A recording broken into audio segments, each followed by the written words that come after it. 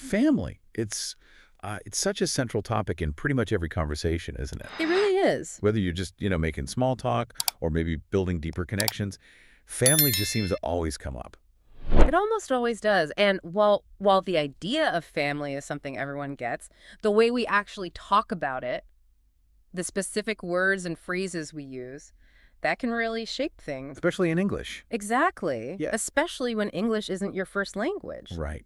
So our mission today in this deep dive is really to get into how we talk about family in English. We're going to unpack the essential vocabulary, some really useful expressions, Mm-hmm. and hopefully just give you a clearer understanding so you can talk about your own family confidently, Yeah. naturally. Yeah, feel comfortable with it. And we've got some great material here. It's from an English language lesson that focuses specifically on this topic.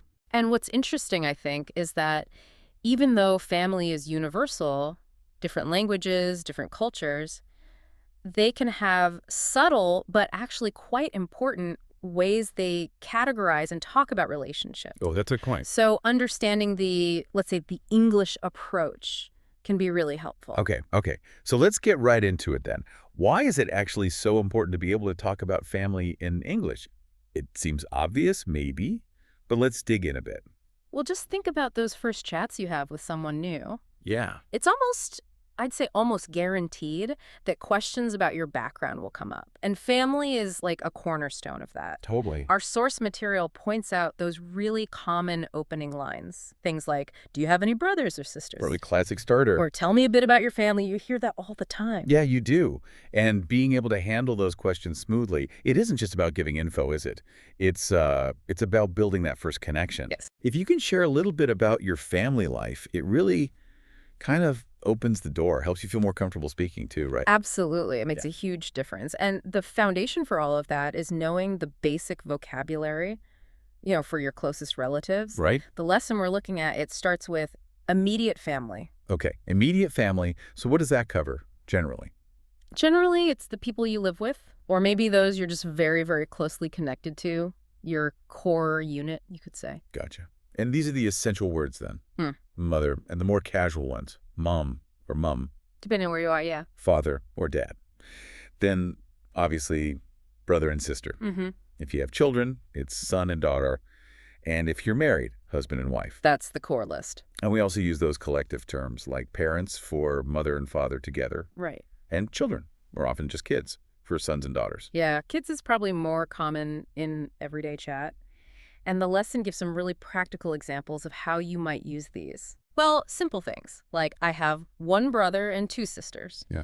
Or maybe my mom works as a teacher and my dad is an engineer. Straightforward. Or I'm married and we have two kids, a boy and a girl. Just simple statements, but, they're the building blocks. Absolutely, the fundamentals. Okay, so that covers who's in your sort of closest circle.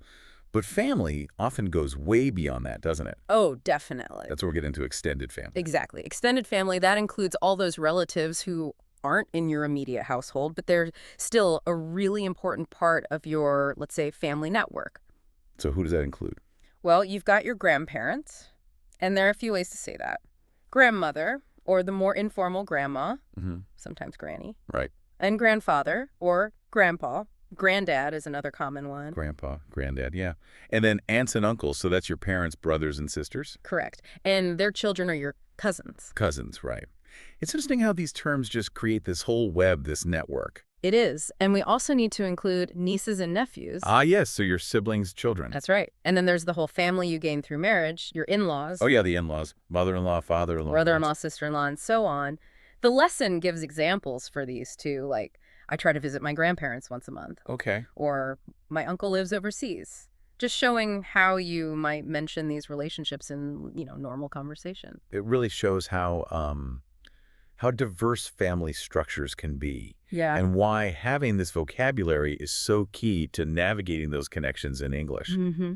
Now, okay, beyond just naming people, how do you start to give a feel for your family dynamics? Like, what's the vibe? Yeah, that's a great question. The lesson offers some really helpful expressions for exactly that. Like what? Phrases like, we're very close, that immediately tells someone about the strong bond you share. Simple, but powerful. Or, I take after my mom. That's a great way to share a similarity, maybe in looks or personality. Oh, I like that one. Take after. Mhm. Adds a nice personal touch. It does, and then you have the more factual but still really important expressions like, I'm the oldest in the family, or I'm the youngest. Or middle child. Or the middle child, exactly. Right. Or things like, my parents are divorced, or separated, or married. Being able to state these clearly is, well, essential. Yeah, avoids confusion. Absolutely. And another really common one is, I come from a big family, or a small family. That often comes up early on when you're introducing your family. Right. Sets the scene. And then there's a lovely one that talks about shared time. We always spend time together on weekends. Nice. The example the lesson provides actually pulls several of these together quite nicely.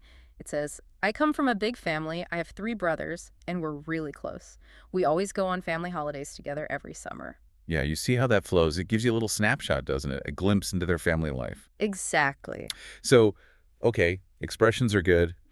How can you go beyond that and talk more about, say, the rhythm of your family life? Yeah. The day-to-day stuff. Well, the lesson covers describing family life through basically 3 areas: daily routines, special occasions, and traditions. Okay. Routines first. Yeah.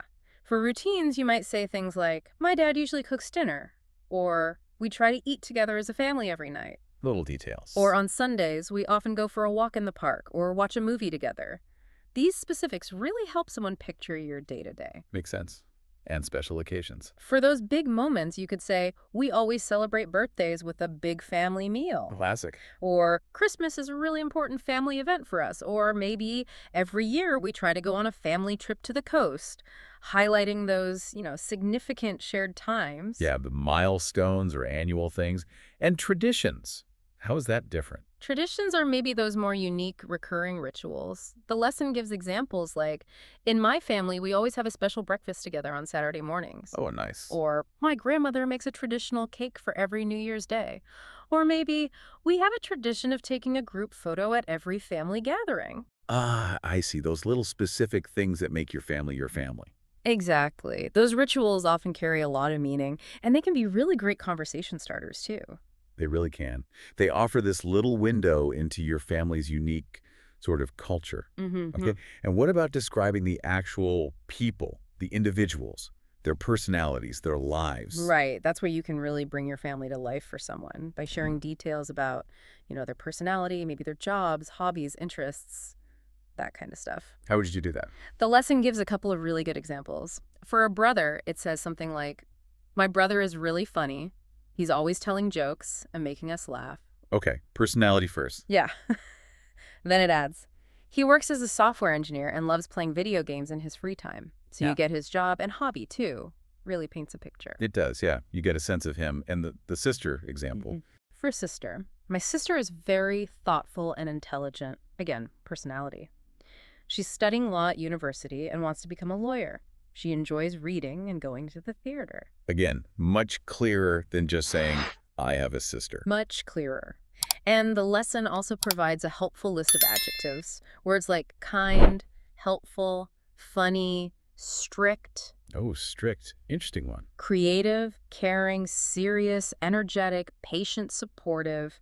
Just fantastic words to have in your back pocket when you're describing your family. Definitely useful. Exactly. Using that kind of descriptive language helps people connect with your family on a much more personal level. It goes beyond just, stating facts. It allows for a deeper understanding. Yeah. Okay, now, to really see how this all meshes together, the lesson includes a longer example, right? Someone actually talking about their family. Yes, and it's a great way to see it all in action. It shows how you can weave together the vocabulary, the expressions, the descriptions, all the things we've been talking about. Let's hear it. Okay, it goes something like this. I come from a small family. There's just me, my mom, and my younger brother. Setting the scene. My parents are divorced, so we live with my mom. She's incredibly supportive and always encourages me with my studies. So, description of the mom. Right, using supportive. My brother is 12 years old, and he's really into basketball. A bit about him. We're quite close, there's that expression, and we spend a lot of our free time together. Every Sunday, we play board games or go for pizza. That's a routine or tradition. Nice detail. I also visit my grandparents who live in a nearby town every few weeks, Right. talking about extended family. I really value the time I spend with them, just adding that feeling. Wow. Yeah. You can really hear how naturally all those different bits and pieces fit together in that description. Gives you a real feel for this person's family. It really does. So if someone listening wants to get better at talking about their own family in English, what are some practical steps? What can they actually do? Well, the lesson offers some really excellent concrete advice. First off, just writing a short paragraph about your family, that's a great starting point. Just get it down on paper. Exactly. Okay. Then, and this is key, practice saying it out loud regularly. That helps build fluency and, just as importantly, confidence. Makes sense. Get comfortable with the words. And another tip is to record yourself and listen back. It can feel a bit strange at first, Oh, I know that feeling. but it's incredibly useful. You can spot areas where maybe your pronunciation isn't quite clear or where the phrasing sounds a bit awkward. That's a really good tip, actually. Hearing yourself objectively. What else? Learn new vocabulary related to family.